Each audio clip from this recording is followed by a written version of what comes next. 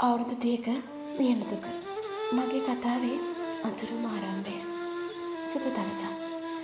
මම අද කතා කරන්නේ ලෝකයට හංගගෙන අවුරුදු 30ක් මගේ හදවතේ තියාගෙන හිටිය මේ කතාව ගැන.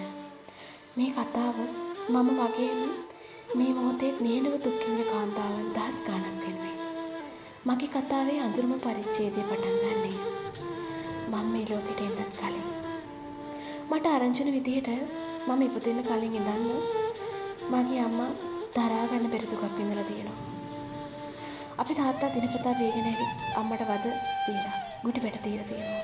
ඒ කාලේ අම්මා විඳි මානසික සහ ශාරීරික වේදනාව මට හිතා ගන්නවත් බෑ. ඒ දරාගත්තු නැති හිංසාව නිසාම වෙන්නේ නැති මගේ ජීවිතේ අඳුරින් පටන් ගත්තේ.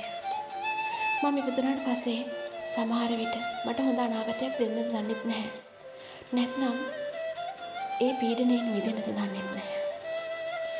අම්මා දැඩි තීරණයක් ගන්නවා. ඇයි මාව තාත්තගේ අම්මට ඒ කියන්නේ මගේ ආච්චි අම්මට මාව බාර දීලා විදේශගත වෙනවා.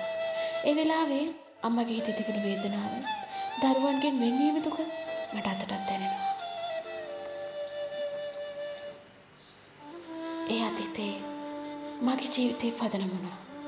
මගේ කතාව මේ මුල් පරිච්ඡේදය මම අද ඔබට කියන්නේ කෙනෙක්ගේ ළමාවියේ පදනම කොච්චර අඳුර වුණත් අපිට පුළුවන් එතනින් එහාට ශක්තිමත් වෙන කෙසිටින්න. මේ වේදනාවට මුහුණ දීපු කාන්තාවන්ට මම කියන්නේ ඔබ තනි නෑ. මේක මගේ කතාව. කතාවේ ආරම්භය විතරයි.